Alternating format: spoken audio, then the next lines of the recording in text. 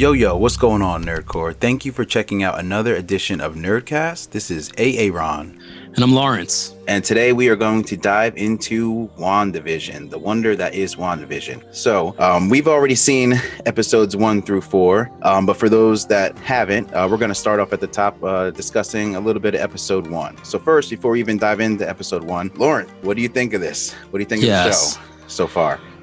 Thank you for saying my name again, because I think I just rushed it, and it was like, Lawrence. And I'm like, it's Lawrence. It's 2 syllables. So thank you for doing that again. I appreciate that. Absolutely. Okay. I'm very happy with this show thus far. I knew it would be different. There was no reason for me to think it wouldn't be based on the trailers, based on like already none of it looked like anything else we've seen in the MCU. So I was really psyched that it finally happened. That, you know, I don't know when it was originally supposed to run, but, you know, obviously the pandemic pushed a lot of things back. But yeah, I think it has been pushed back. 2021, I'm not sure exactly how long. Yeah, and 2021 has been a great start, and it sounds like we're going to get a lot of MCU content this year. It's going to be pretty much in close succession too. So, yeah. But like you said, WandaVision's, I've been really pleased with it. It's been great. What do you think? Well, you know, just coming off of The Mandalorian, which I watch religiously every week, I was happy to have another show that I like, you know, that has me coming back every week. And this is something that's kind of right up my alley. Of course, I love Marvel, you know, pretty much everything they've done movie wise has been really good. So that box is already checked. And, you know, I was, as a kid, I always fell asleep to the old Nick at Night shows where like Nickelodeon, the regular jazz would end at like 9 o'clock or maybe 10 o'clock. And then after that, it would jump into like Mork and Mindy and Bewitched and all those shows. And I always found myself watching those. So I'm getting a little bit of best of both worlds where you're getting Marvel and you're getting a taste of that old flavor too, which I actually think they do really well too. Like, you know, like reimagining the way those sitcoms used to be back then. I think they really nailed it. I think that's left so many people scratching their heads too. Like I know there's people who aren't loving this, and I feel like either they don't realize what's happening there because they're not familiar with these older series, or, you know, they really just want everything from Marvel to look and smell and taste sort of the same. I don't know, but I agree with you.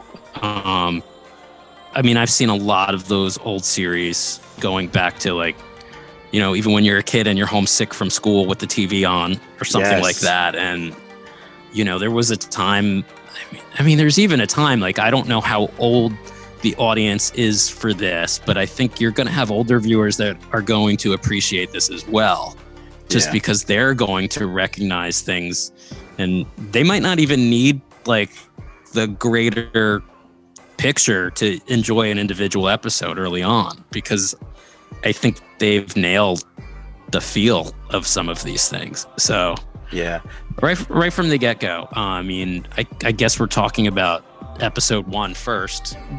To me, I see the Dick Van Dyke Show. It's the first thing I see. Kind of, I don't know if it's a little bit of the camera position or, you know, something about the house, something about the way it looks. And even the opening scene, because didn't Dick Van Dyke used to come in the front door and then hop over that little like ottoman? And in this, he walks through the ottoman. I think he trips over the ottoman and falls. I'm sorry. Yeah, Dick Van Dyke. You know, I think I've seen different versions where one version he hops over it, and then other versions where he trips and falls over it. So I'm not sure if they changed the version, but yeah, I think that was a callback to that. So you're right. I definitely got Dick Van Dyke mixed with Bewitched and a little bit of I Love Lucy. I don't know. There's some of the mannerisms that Elizabeth Olsen had that kind of called back to that too. Exactly. I mean, she's kind of got sort of the posture and stuff of Mary Tyler Moore and Dick Van Dyke. Yeah. And, you know, there's even that, I watched 2 episodes of Dick Van Dyke Show recently just to kind of like see, am I remembering this? Because just trying to see if it's what I remember. You know, like you kind of have this version that you're picturing and it's like, okay, does this really look like that? Right. And I see Dick Van Dyke just in the middle of an episode tripping, like there's a step up by the front door and a closet, and him tripping over that in the episode too. So yeah, Dick Van Dyke, he did a lot of physical comedy.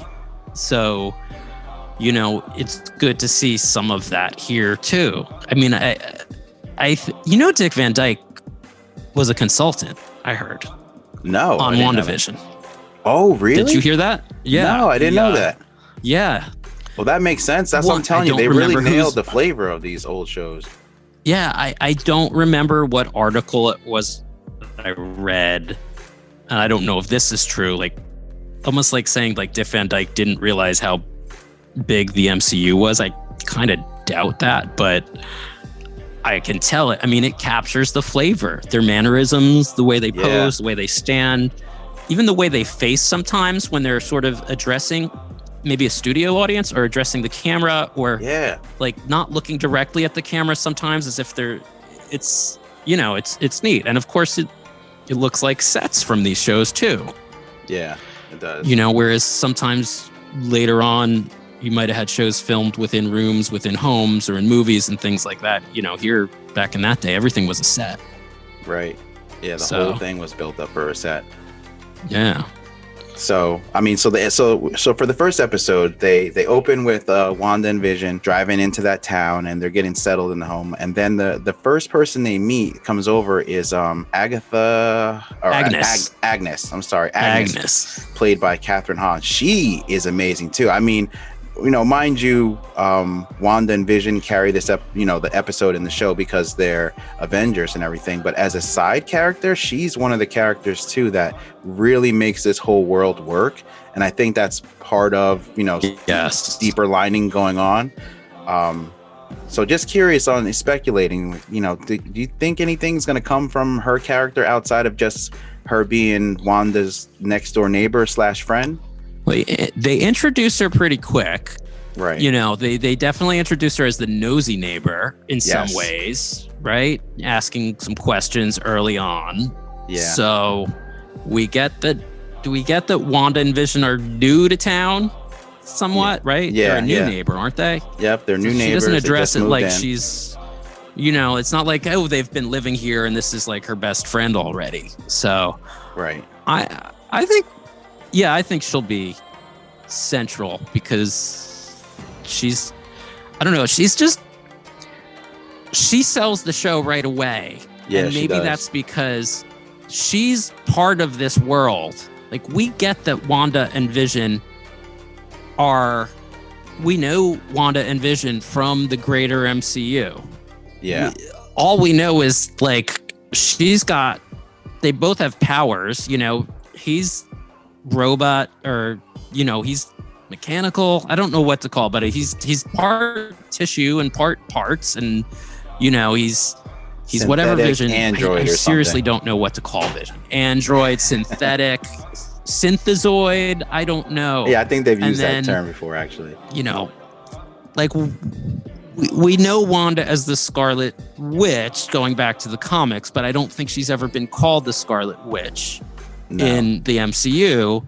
And really, like, she's not like I wouldn't call anything she does spells. Like, she's just got powers. Do you know what I mean? So she's got the ability to mess with minds. She's got the ability to move objects, and Yeah, because I mean, all we've seen from her up until now, she's got it's not the telekinesis and the mind stuff. Like, now we're seeing her actually do, like making things appear and disappear. Like when in episode 1, when she's trying to make the dinner, like, she turned a raw chicken into a fully cooked chicken, and then back into like a dozen eggs. Like, we've never seen her manipulate matter and just space like that before. It's always been telekinetic or messing with people's minds. So we're kind of already seeing another level of her that we haven't seen before. So this is true. And I guess getting back to what I was saying, because I think I started steering away from it. Agnes, she's of whatever this world is. It seems like, clearly, even to the point that she makes you feel like maybe I'm not going to say overacting, but almost, is it over enunciating, or the way that they say their lines, like she's louder, the energy and all that. It's almost like she's on Broadway all the time. Really, and maybe that's part of what, and that if you look at Dick Van Dyke's show, you look at some of these early shows, that's kind of what they needed to do. Maybe it had to do with microphone placement, or how recording was of shows back then too. Right. And plus, like you said, from Broadway, I mean, what were they coming from when they made those early round, and coming from radio shows where you didn't have visuals, so you had to do more with your voice. Yeah, that's true. And we have Wanda and Vision, who do seem like they are part of that world, but they are reminding us, that they're not part of the world. You can take it that way because we know them from somewhere else. Right. But it sounds like, oh, we're new and we don't want anybody to know what we really are. That I have powers and you have powers, and, you're not totally human, but we're just playing it off. So like that's their secret, so they're trying to fit in. Yeah. The other people don't have to fit in. They're already there. So and that brings up go even one step further back. Yeah. I was going to go one step further back. And I just noticed this because, as I was saying before we started recording, I set up so I could have Disney Plus somewhere and have it muted. And I looked at not the title sequence, the scroll, the Marvel, I'm forgetting. The entry scene where they have all when the Marvel, the letters come up. Where it goes through the comics to the logo, Marvel logo's coming up. And within the Marvel logo, we title see, sequence. Little clips of, well, I know I wasn't calling it that only because the title sequence is for WandaVision, versus. Oh, right. Yeah. We're bad at that part. We should know this, but we do know this. We're just forgetting what it's called. In that, I paused it and I noticed Tony Stark doing the snap, and somewhere else I saw Cap holding, the hammer. Yeah. So let's just say that they updated this to put Endgame stuff pieces in that. That's cool. Yeah. So that's, probably would have never noticed it because that stuff moves really fast, but just hitting pause to, they did something there. But yeah, you were gonna, I think hopefully me stepping back doesn't switch us up to where you were going forward, but Oh no! Go ahead. I know you were gonna chime in with something else too. Yeah, no. I think as far as just running through the characters, Agnes. I want to keep calling her Agatha Harkness because I know that's what everyone's thinking, that she is the character from the comics, Agatha Harkness, and Agnes is kind of a combination of those names. So I know a lot of people are rolling with that's possibly who she may be. But as far as the characters in the world, you brought up a good point, because my part of the curiosity of watching this episode is when you first see, like you said, you realize they're new to town, they're trying to fit in, there's people in this town that are already have things going on. So it poses the question, did this little pocket reality or universe exist before they got there, and that she's just hiding out there or come to be there? Or is she creating this as it goes? I mean, obviously we're going to find out that answer by the time the series ends, but by the time you're in episode 1, you have no idea. And it's ironically, like you mentioned, as far as me being a comic book fan, after watching the first episode, I was definitely interested and I was ready to go back. But there's people that I told about it who weren't necessarily, as deep rooted in some of this stuff as I am. Like my mom, for example, she loves the Marvel movies and she's gone to see most of them in theaters. So when I told her that WandaVision was out, hey, check this out on Disney Plus, she called me the next day. She's like, well, I won't be watching that again, because I didn't, prep her with why is it in black and white? Why is it a 4:3 ratio? Like, what's going on? She literally thought Marvel was making the whole series would just be like the Dick Van Dyke show. So she's like, what is going on? So then once I tried to give her the backstory without trying to spoil too much, she's like, I don't know, I might give it another shot. So after talking to her this morning, now she's on board. So I think for some people that might have gone over their heads, as they might not have seen why, but I was ready to come back because there's not many things that Marvel hasn't delivered on. as far as these things. And like you said, this was one of their shows that looks completely different than anything else. No doubt. And it's the mystery too, because even with knowing that some of the potential things that could happen, it's still not knowing exactly what happened. Because like you said, speaking of Endgame, the last time we've seen Wanda, she was whooping Thanos' ass, literally about to take him on one-on-one before, all the ships rained fire down on her. And that's it. And I think she had a brief little cameo at Tony Stark's funeral, and boom. Now she's in Westview, so we have no idea how she got from point A to point B. That's wonderful. That's a great segue, because I just watched the end of Endgame recently, just because I wanted to see exactly what you said. Where did we leave Wanda before this happened? Thanos, he knew he was beat in that moment. That whole scene where she's like, "You took everything." He's like, "I don't even know who you are." And then she's like, "You will." And then she unleashes. I mean, she literally started plucking off his armor. Pietro, is that her brother? It's the pain from him. It's the vision pain. Why did you say that name? And he's like, "Rain fire." Yeah. And she's like, then one of his generals is like, "But our people." He's like, "No, just go ahead. It doesn't matter." He was sacrificing his army at that point too. Yeah. So he would have which is crazy. He knew she was crushing his armor, like you said. He was. Yeah. Oh yeah. I mean, we got to be reckoned with. We got to see Thor, Iron Man, and Cap. Moment. She realized it, and that's I guess that kind of shows the rage and the pain that she's got built up in her, which I think we may end up seeing eventually throughout this show unfold. But again, going back to the show and the characters they had. No, go ahead. You got something?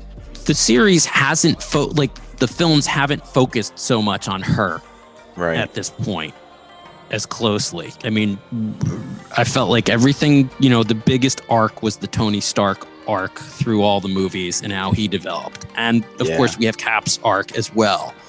So she's still, despite how powerful she is, she didn't know right away either. I mean, Stark, Iron Man, he knows what he's got because he makes it, Right. Thor got to talk to his dad and learned hey, it's not just the hammer, you've got the power in you. And Cap learned about his powers in the 40s, so he's been working with those a long time.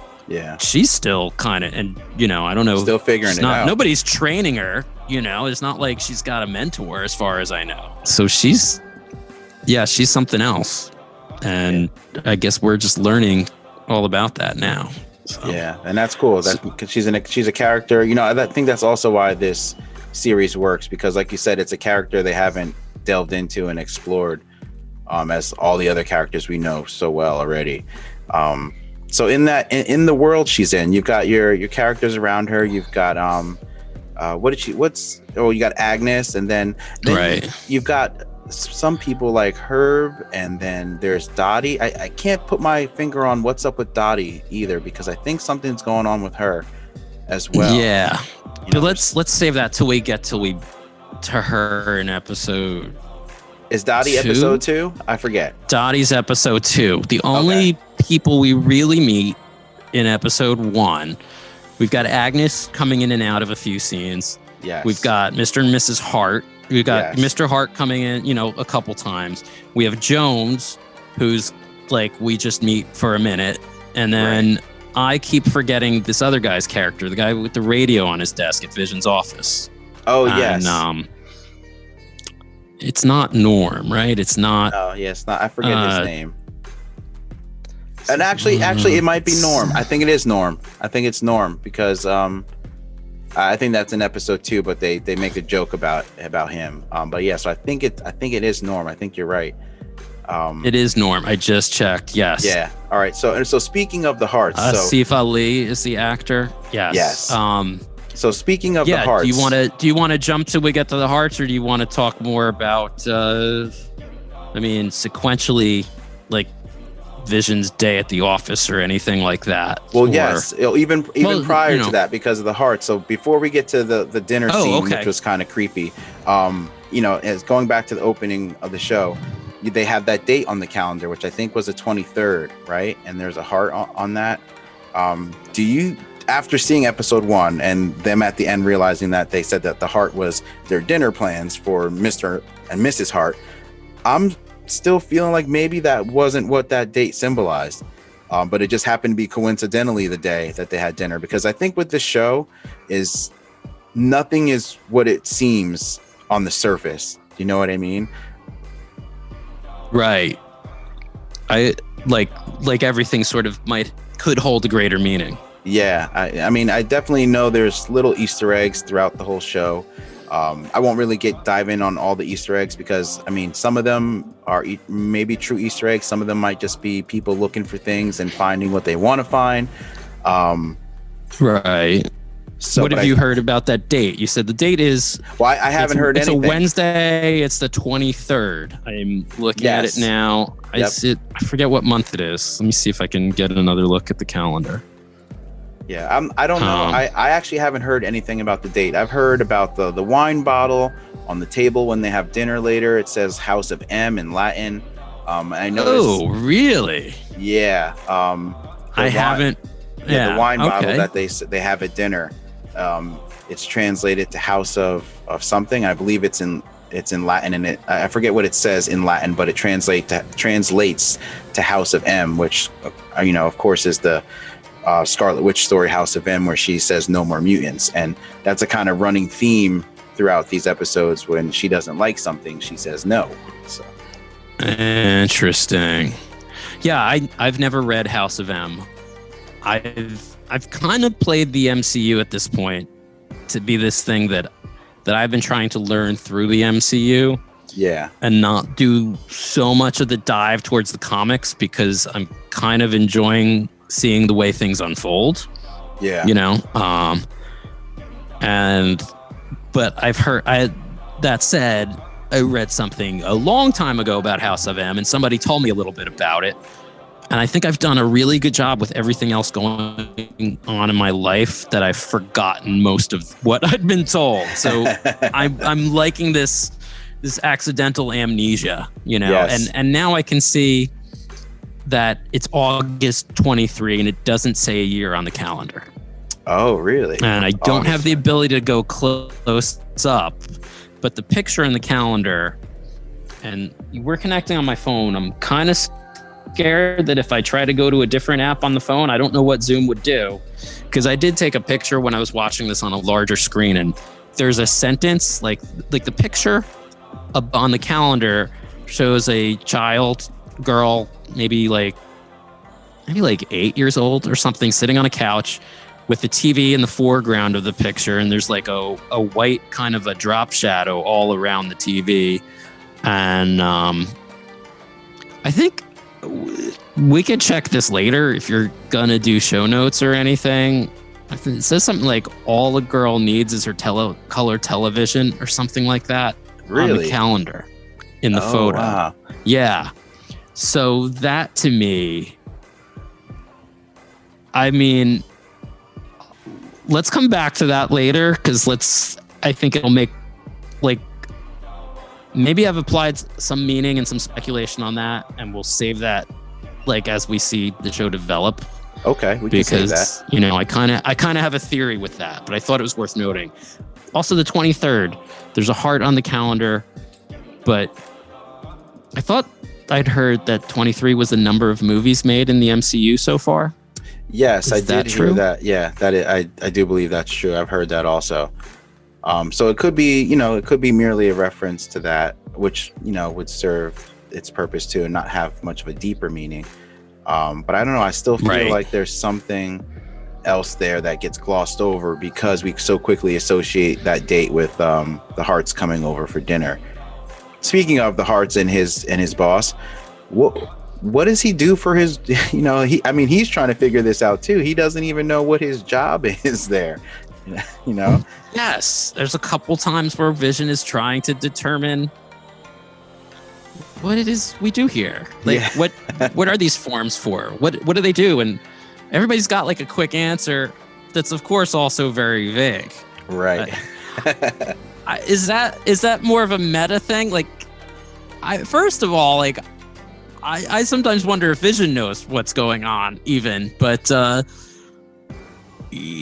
mean, it's to me, it almost seems like the sitcom world in a way that we never really know in some cases what is done at an office or this and that. So could it be like a larger meta joke about sitcoms just saying like, yeah, what do we do here? You know, it's like, oh, nobody asks. It's just set in an office, you know, like who cares? All right, I'm gonna bring this up too. Okay. And then I'll shut up about the calendar because like nobody wants to hear anybody talk about a calendar that long. The calendar at the bottom. You'd be surprised. When it's, you know, it's foster homes and gardens, lessons for living, positive role models, safety, printed in the USA. There's probably somebody who can apply a meaning to what foster homes and gardens is, maybe. I mean, it could be a brand, but I don't know, foster, like, well, there's foster homes for people for orphans and stuff like that, right? So, yeah. And I mean, that's kind of speaks towards children. And that kind of speaks towards, well, we've got a child who's a girl on the calendar, and we've got Wanda who, at a certain age, lost her family, you know, with the Stark bombs. I'm not sure what age she was when that happened, but right. You know, or is this now her sort of a foster home for her? Right. In this series. Okay, that's me speculating. That's cool. No, I right like off that. The top of my head. I mean, to be honest, all this is speculation because until we see the last episode, or maybe second to last episode, we're still just trying to figure out what's going on. So as much as this has got its like comedic notes, and then it's like, you know, just the lore of it potentially having some kind of big action-packed scene, it's really like a mystery at the same time because we're just like Vision. We're trying to figure out what is going on here in this town. Like, yeah, you know, you can tell there's something nefarious happening, but you can't tell what. And then, like you said, even we're like Vision in the series because as he's trying to figure out what's going on, he's like asking the questions that we're thinking in our mind. So he clearly isn't in on all this, you know, and it just makes you wonder how many other characters are a part of this versus, you know, quote unquote, maybe trapped in this reality. Right. We don't know what their roles are this. I mean, I'm thinking like, is this all an imagination in Wanda's mind? Is this a reality of sorts? I don't know what it is at this point, you know? Yeah. And it's just, I mean, I see the term lessons for living as well, but that's, you know, okay, yeah, that's interesting too. But that's another word on the calendar. I mean, they're learning how to live. I mean, I don't know. This seems like this is a life Wanda never had. So, you know, and obviously she's never had a chance to have this kind of life with Vision leading up till now. So, yeah, like you were saying, we met like with the 23rd. Right. That was the day with the hearts. You mentioned we meet Mr. Hart in the office. Vision's kind of like, he doesn't know what goes on at the office. He knows how to do the work he's doing. You know, he assures everybody he's not some sort of computer or anything. You know, he wants to make clear he has no skeleton. I mean, we do.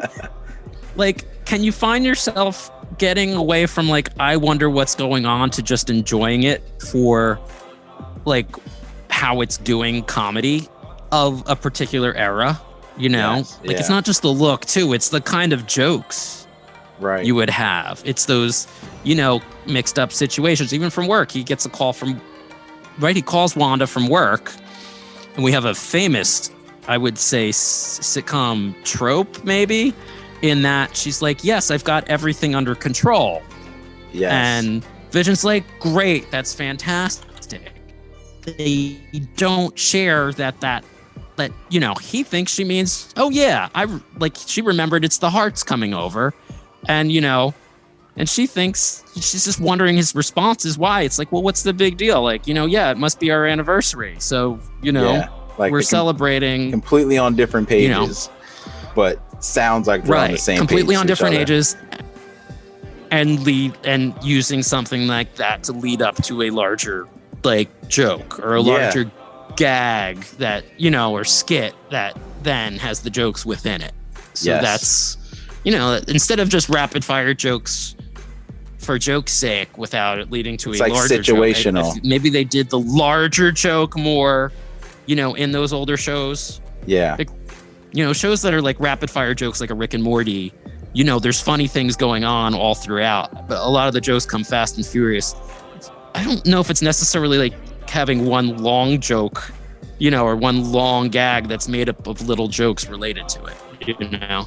So, this is fun to me at this point. Yes. And then you've got the, you know, so he figures out it's the Hearts. We met Norm.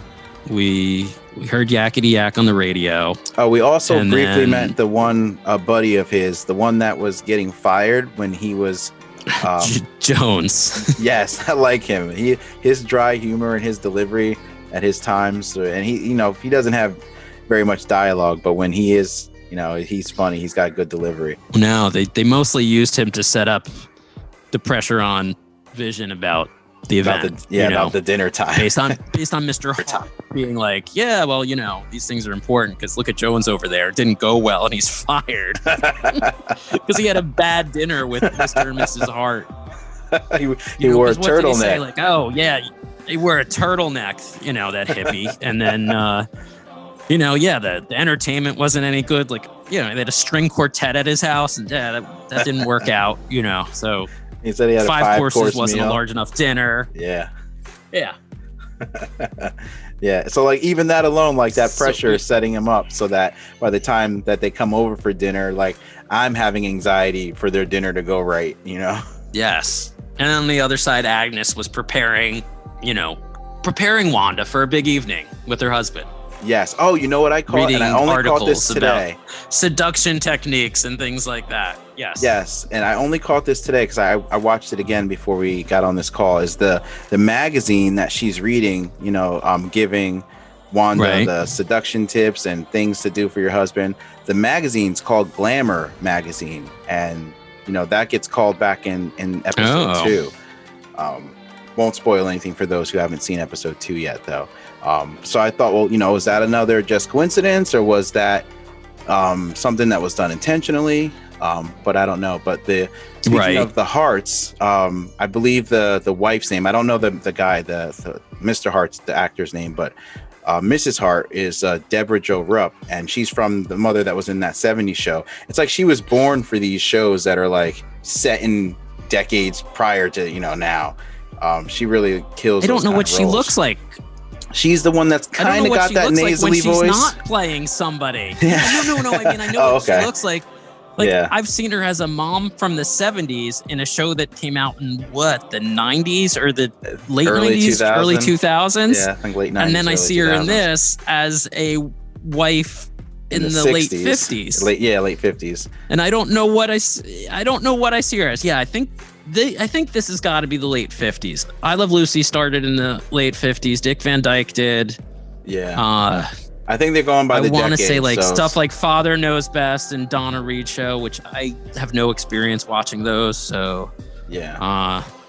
We do have the commercial in there too. Oh yes, we can't skip. What do you want to talk about next? You want to talk about the commercial? Let's do the commercial and then let's do let's do the commercial and then go to dinner.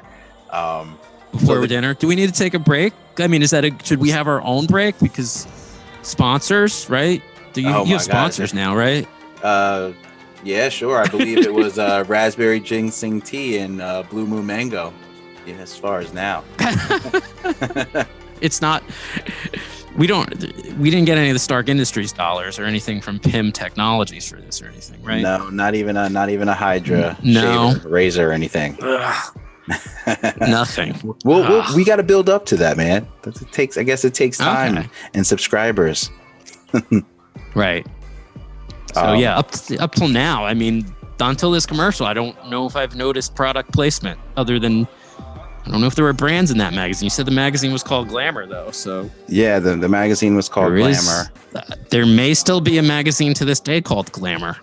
I'm not sure. I don't see magazines as often as I used to. It looked like an old school Maxim kind of what it looked like. We used to have all those quizzes and stuff. Interesting.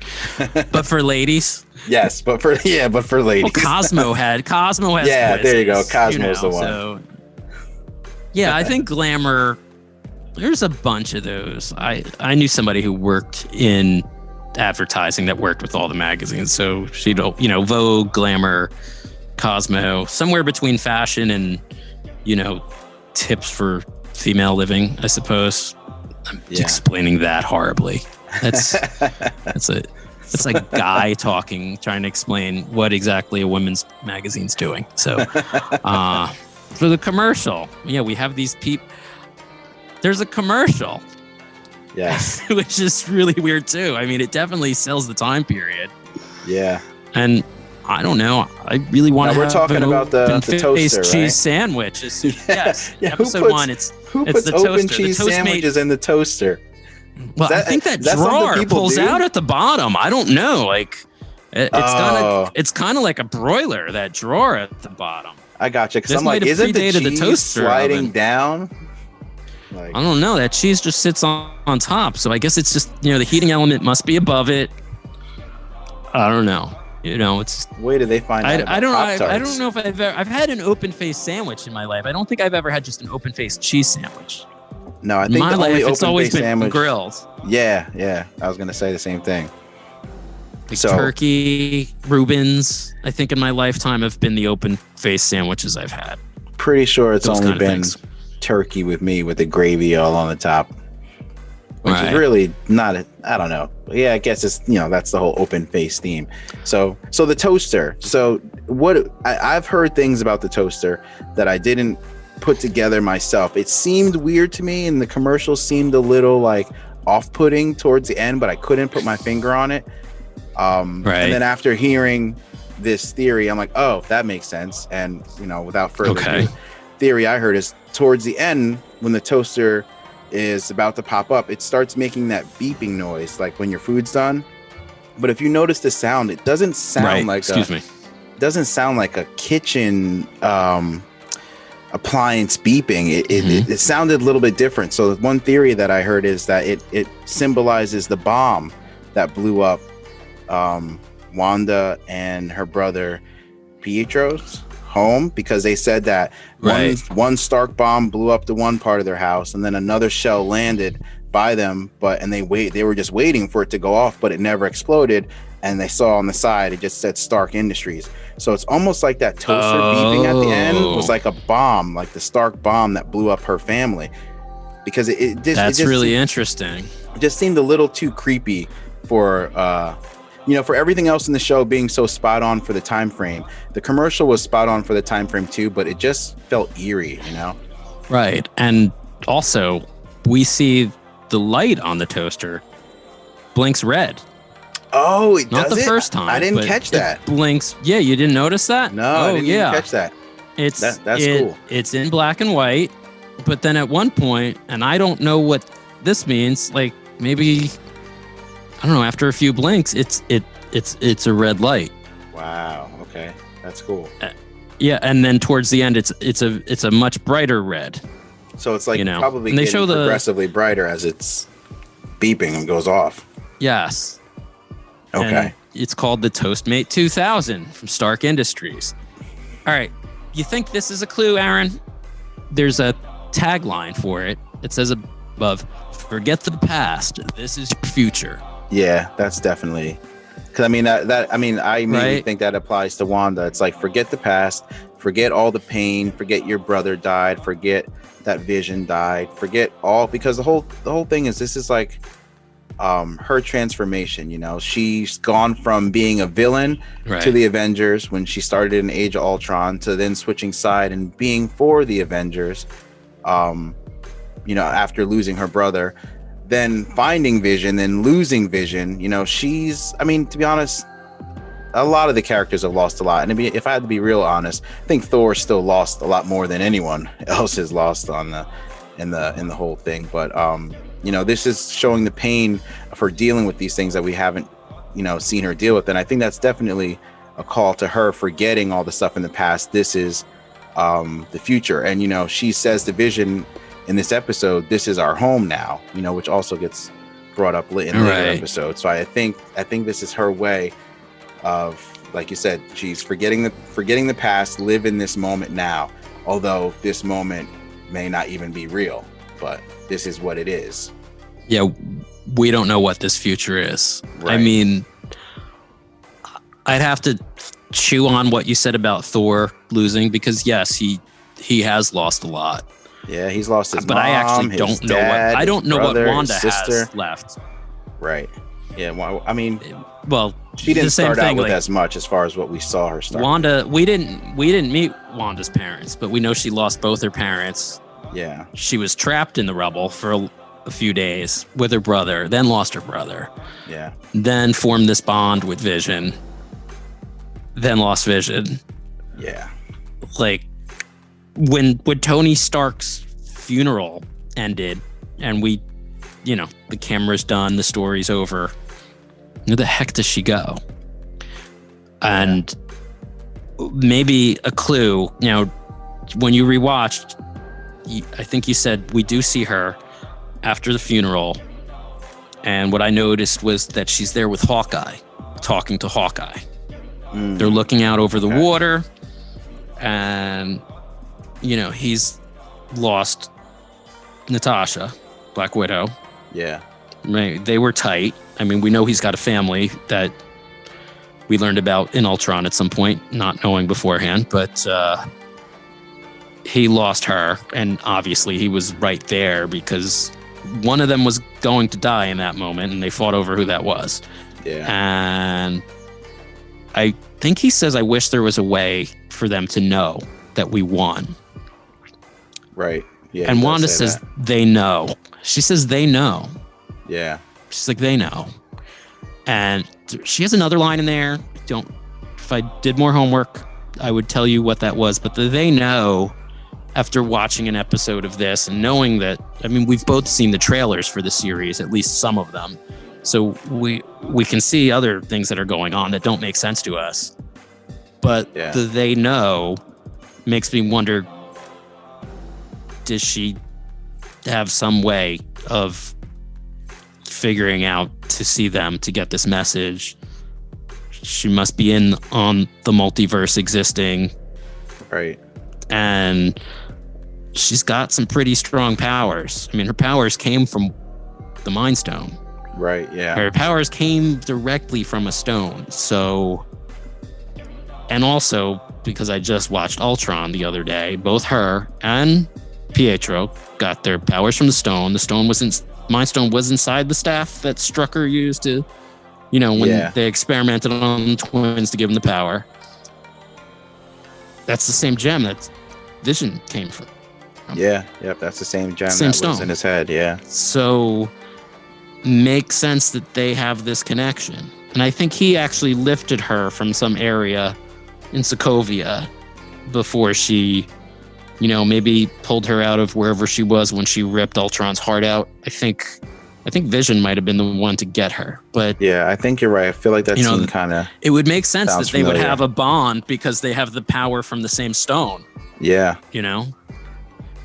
That's there's also that one scene in Civil War sort where of she was like surprising. talking to the stone in his head. Remember, it was like, I think it's when he was like babysitting her, and it's the whole paprika scene, and she kind of like does her little magic fingers on his gem, and I remember he was saying he didn't quite understand it yet, but he just knows that it's a part of him, right?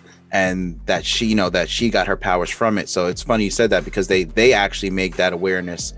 I believe that was Civil War.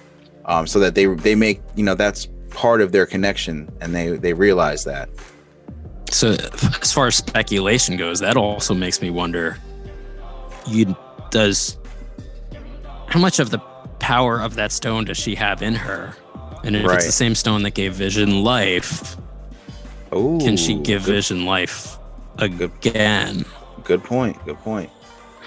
So we'll see. So yeah, Toastmate 2000, forget the past. This is your future. Yeah.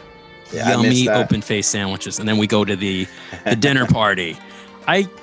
My kids both cracked up at this one line, and I think it's initially because they didn't hear it properly, or they thought he was saying something else. When Mr. Hart comes in and after hearing something about Sokovia, he's like, "We don't break bread with Bolsheviks." And there's something about the way he delivers that line too. It's just like now, whenever I've watched it like 3 or 4 times and I see that, like, "We don't break bread with Bolsheviks." I just laugh. So. And he also looks like he resembles Dick Van Dyke's boss a little bit. Oh, does he? The bald head, the glasses. Yeah. I mean, Mr. Hart's a wider body. Right. And maybe that's what Vision made reference to when he was singing Old MacDonald Had a Farm. Yeah, that was another subtle one too that I caught tonight. Mr. Hart didn't sing and he throws in pig. And I'm like, ooh. but then Mr. Hart's reaction's like, what did he just say? What did he just pick a random animal? Right. And the audience reaction. So the quote unquote audience reaction. Right, yeah, that laugh track that that they play occasionally. Right? Yeah, we get a laugh track. Yeah, haven't had those in a while. You don't think they filmed. No, they didn't want. No, I'm sure they didn't want anything to get out. But the season 1, episode 1, the title of the episode is filmed before a live studio audience. So you don't think they really did, do you? Or I think they just put a laugh track on it. If you think about it, they wouldn't want leaks. Right. Yeah. No, they don't. Yeah, they wouldn't. And people would definitely leak it. Unless it's like looking at the people who are watching the show. Like, as you see, when this episode ends, it pans out from them being on the TV. Maybe the people watching are the live audience, because technically it is being broadcast live. Okay. That could be it. I mean. Oh, good point. Yeah, even though it says film before a live studio audience. Well, the live studio audience is around while we're making this. It's just whether they're tuned in. Yeah. I don't know. And we got Agnes Agnes is part of the Mr. and Mrs. Hart. Yeah, she right? always comes back and helps she Wanda. Always seems to come in right before things unravel, and it's almost like she helps rein the situation back in. I started to notice that, like, the time frames that she comes in, she's always coming in right at the point where it seems like something could unravel or go wrong, and then she's boom there to make it all work out. She helped save the dinner, or she tried to at least. Yeah. And did she show up, or did Wanda call her? She just showed up because Wanda was like, how did Wanda was making a mess in the kitchen. The stuff and was like, wow. Yeah. I think she was knocking at the back door, because there's a point at which you hear a bang, but no one addresses it. And then all of a sudden they hear knocking on the front door, and she goes, "Hey, you weren't answering your back door, so I just came to the front." It's like she's always lurking around. Oh, for the pineapple upside down cake. Yes. She brings a pineapple, right? That's actually, I think Wanda called her when we see a pineapple in a later. Oh wait, no, I'm not going to mention the pineapple again. But we did say we watched episode 3. We do see a pineapple again later. It's not a big plot thing, but Yeah, no. So I you're like right. Pineapples myself. They're tasty. Oh, I do too. One of my favorite fruits, actually, and I'm definitely okay with them on my pizza. I don't care what people say. It's fine. It's good. Oh, yeah. I've only recently considered the possibility of allowing it to be considered permissible. You sound like you're having a hard time saying it. I've been totally anti-pineapple. I'm trying hard to say, like, well, yeah, it's kind of like acceptance. I'm trying. I think it would be a harsh thing. I'm trying to be less judgmental and maybe say that people who like pineapple on their pizza are allowed to still like breathe oxygen. Historically. I was like, I'm like, no, you don't do that. And I'm still don't really want it and don't really want to try it, especially if there's like tomato sauce with it. I'm like, I don't know. But I did recently think about it. I was like, maybe it's not such a big deal, but I don't know. It's like, but maybe I'm growing as a person. I don't know. Maybe we all can live in a world where anything can be put on a pizza, even pineapple.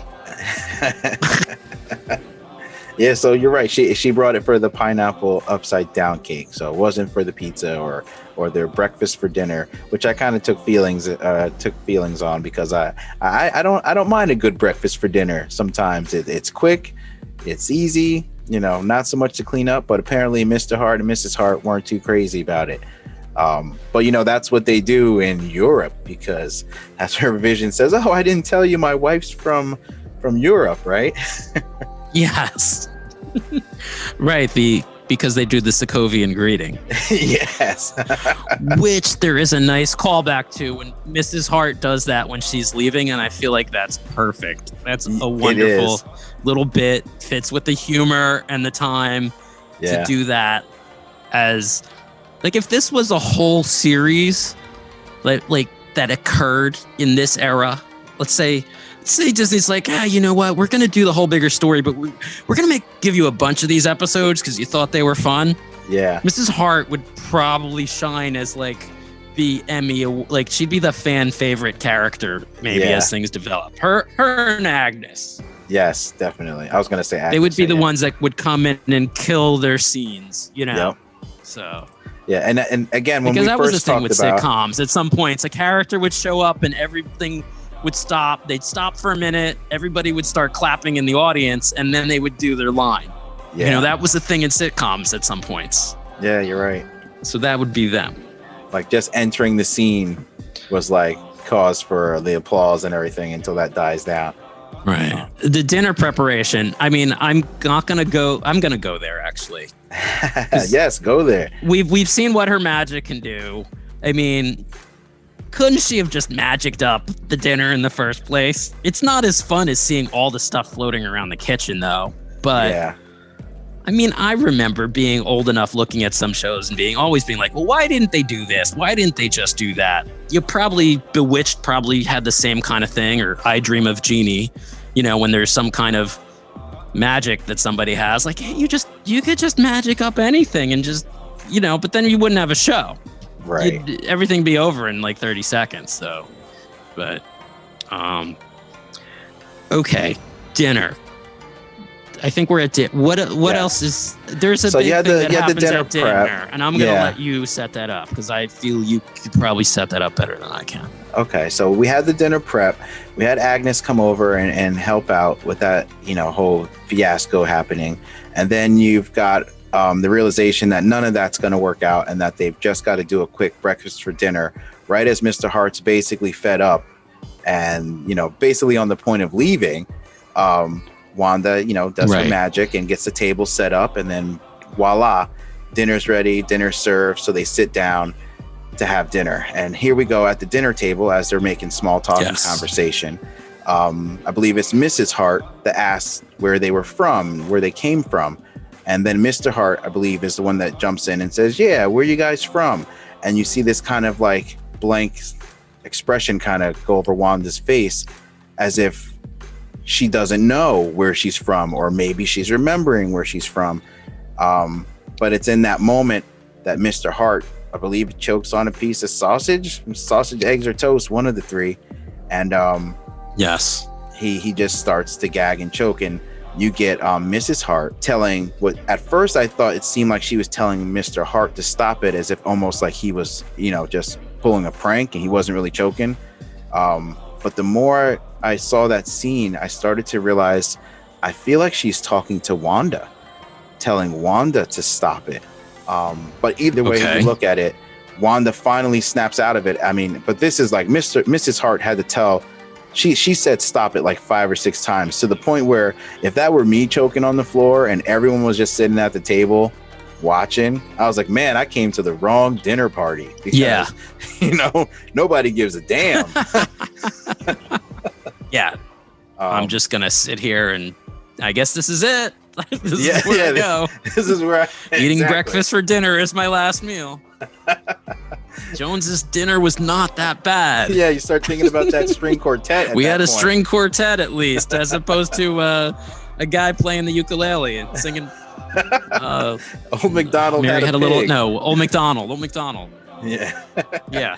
So yeah, you get him choking. He falls. She does tell Arthur to stop it at first. Yes. Yes. She said, she's like, oh, Arthur, stop it. stop it. It starts out, Arthur, stop it. Yeah. And she just continues to go with the stop it. And then Wanda just gets kind of like, and to be honest, I don't even think it's the choking that is what took Wanda out of the moment. I think it was the asking her where they're from and what they're doing there. It kind of takes Wanda out of the moment until she snaps back and realizes that he's choking, and she tells Vision, to take action, and Vision saves his life. But had she not said anything, I'm pretty sure everyone would have just watched him die. Yeah, and she says, Vision help him. She doesn't do, right. She didn't magic to help him at that point. Right. And I'm looking at some, screenshot from that now. And yeah, Wanda and Vision don't know how to answer these questions. Right. Even Mrs. Hart at one point is like, oh, well, they just need a minute to set up their story.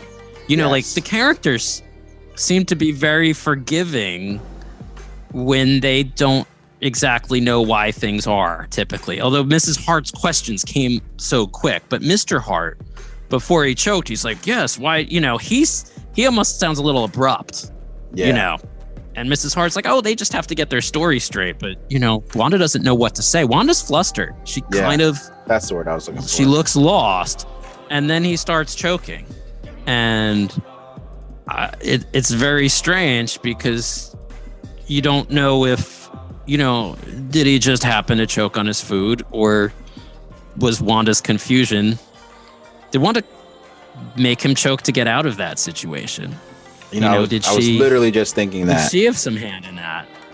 Yeah. Because she's trying to stay with the dinner conversation, and they're not really, they don't know what to say. Yeah. Even Mr. Hart's like, it's a perfectly simple question. And they don't have their perfectly simple answer. Why don't you know? Yeah. He even hits the table once. He says, damn it. I just watched. He says, damn it. Why did you? And he starts choking. Yeah. And, I think to be honest, when I saw that, I think when the trailer came, they made that scene. It might have been an elongated version of that scene in the trailer, because I remember in the trailer, and maybe they just recut it, but I remember in the trailer, it looked like every time he said, tell me, that he banged the table. But in the episode, He only bangs the table once, like you said, and then he chokes. So, I wouldn't be surprised again. I mean, so much of this is just speculation until we know what's happening. But, I'd be on your side if, you were to present the case that said, did Wanda cause him to choke? Because, that provided a wonderful scapegoat for them not having to come up with their story. So then Vision jumps into action and he saves him because, he can pass through matter and everything. And then right after that, dinner's over. Right. They I don't even think they clean up the table after that point. Dinner's over. The Harts are ready to get out of there. He's like, I think it's time to go. But then on a strange note, just like in these sitcoms, it kind of brought that levity back to it. And he goes, and you know what? He's getting a promotion or something. He ends up saying that Vision's got a promotion. Clearly it's because, you just saved my life. They snap out of it. Yeah, they snap right out of it, and then it's back to the levity of the sitcom show. And then, like you said, that one of my favorite was like scenes. A wonderful dinner. Or yes, yeah, such a wonderful dinner. And then they just snap out. And then, like you said, one of my favorite points in that show is when Mrs. Hart then goes and puts her hands around. Was it Vision or Wanda? Did she do it? Did she do it to Wanda? I forget. She put her hands. I think she does it to Wanda. Yeah, and she says goodbye, like she's saying goodbye in Sokovian.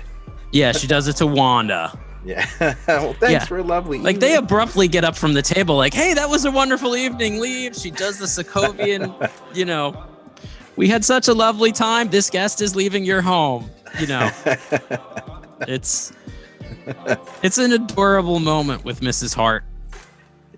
Probably. And even Mr. Hart's like, I'm proud of you, son. Yeah. Yep. Oh yeah, the lobster on the door too. I'm just seeing that. Like, oh yes, the lobster from dinner somehow is hanging on the door, and Mrs. Hart is like, "Oh, what a charming door knocker!" And that's like not like, "Oh, this is weird." I don't know. It's already just like, "Oh, okay, Sokovia." That's adorable. But watching that dinner moment, Wanda looks. There is not any expression on Wanda's face that even looks like she caused it. Right. Maybe she did. When she's confused, can her magic do stuff like that? Vision's face, and this is the first time I noticed it. Vision, I'm like, does Vision have powers that could have caused that? Because Vision's kind of sitting there with a different kind of look at his face, and Wanda's the one like, help him. Right. The Vision looked nervous in some other way, almost confused, and and then of course, like you said, it was easy for Vision to pass through and just pull the thing right out of his, didn't have to do Heimlich maneuver. Right. He could just get it out. Mr. Hart's not going to notice what I did. He's busy dying. He's too busy dying. He's busy. He's all caught up with his approaching death. He might be seeing like a light in the distance or something. Who knows? He's choking for a bit by then. And like, the stop it is so weird. I mean, that is the scene from this episode that just makes you like question what's going on here. Yeah. Something's not right. And I almost feel like we're going to see something. Right. I don't know if we will. It just felt like it watching it. Yeah. Like, something sort of happened here that's off. And it doesn't play into it doesn't feel like the sitcom during this. You wouldn't have had this moment in the sitcom. Exactly. In the Dick Van Dyke Show. Yeah, that's another good point, because whenever those moments happen is where because the show is so like lighthearted and, like you said, invoking all these old sitcom tropes and humor. When these type of moments that pull you out of it happen, like, not only does it pull us out of it as the watcher, but you can tell it pulls Wanda and Vision out of it too. Like you said, they become kind of, for lack of a better term, dumbstruck at what's happening in those moments. And then we get, a little moment with Vision and Wanda together on the couch, and she makes them rings. Yes. Like, hey, we should have rings. Earlier, Agnes never saw the wedding ring and says, I assure you I'm married to a man, a human one at that, or something like that. And, but we have their moments, their moment on the couch where they kiss. Oh, I don't know. I'm losing my ability to pronounce words. And then he's got a television remote in his hand, and he clicks it, and then the screen starts closing. Now that feels like the I Love Lucy moment, maybe how they ended a show or something like that. And save this for a future talk, but the shape that pans in towards them as it closes in on their picture and runs the credits. Yes. Which we really should look up all these names to see who any of these people are in the credits for that show. I thought of that too, yeah. There's probably something there. Yeah. And the shape that moves in, that forms around them is a hexagon. Yes. Now, I have no idea. I don't know if you've noticed, means, but it pops up a we lot. might want to wrap up this. I don't know if you want to wrap up discussion of episode 1 shortly. I don't know how long we've gone. Yeah, but, I think we can. Wrap if you want, we can save that for the next one. What do you think? Do you have a time stamp on that? I think we've been going now for 45 minutes on episode 1 alone. So I think, we hit a lot of the That's pretty good. Yeah, we hit a lot of the bases. We covered a lot of stuff. I'm trying to think if there's anything in particular that happened that I wanted to call back to, but I think that's it. I think because episode 1 was kind of cut and dry. It was the 50s sitcom show, pretty much, beat by beat up until that dinner scene where he chokes. And I think that's what it was meant to be. So like you said, let's jump into episode 2, because then we can go a little bit deeper. But before we do that, I'm going to go grab another beer from our sponsor. I can hear you. Okay. Can you say who that sponsor is? I don't even know if you want to, Well, you know what? I'm trying to think of a defunct beer company. Be like, we love our sponsors so much that they don't even pay us. Is Rheingold still around? Like, maybe it can be like Vision and Wanda. Like, can we go back in time to like companies that don't exist anymore and be like, yeah, brought to you by Funkoland, or something like that. Electronics Boutique. Is that even still around? I don't know. We'll know when we get a cease and desist. From Rickle. All right, I'll be right back. Yes, Rickles, the home store, right? I can still hear you.